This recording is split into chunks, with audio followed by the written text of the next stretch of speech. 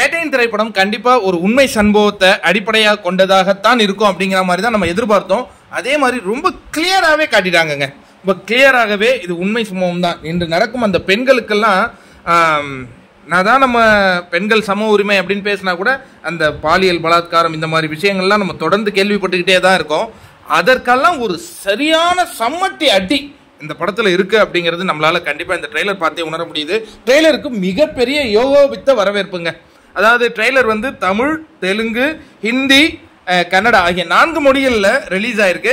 இதில் தமிழ் மிகப்பெரிய அளவில் வரவேற்பை பெற்று போயிட்டு இருக்கு. வெளியிட்ட 1 மணி நேரத்துக்குள்ளாகவே 10 லட்சம் வியூஸை தாண்டி போயிட்டு இருக்கு.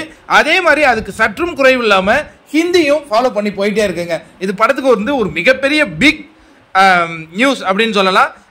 தெலுங்கு, கன்னடாவிலையும் நல்லபடியாக போயிட்டு இருக்கு. அதுலேயும் நிறைய பேர் தமிழ் ட்ரெய்லர் பார்த்துட்டு இருக்காங்க, ஷேர் பண்ணிட்டு இருக்காங்க. அப்படிங்கிற அந்த மகிழ்ச்சியான விஷயத்தையும் உங்க கூட ஷேர் பண்ணிக்கிறேன்.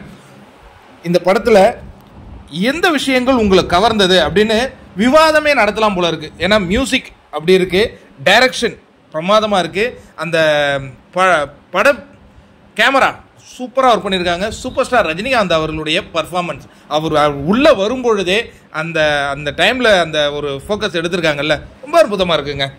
அதாவது இது வந்து சூப்பர் ஸ்டார் ரஜினி. இன்னொரு விஷயம் என்னன்னா, இவர் ஜட்ஜு போல இருக்க அமிதாப் பச்சன்.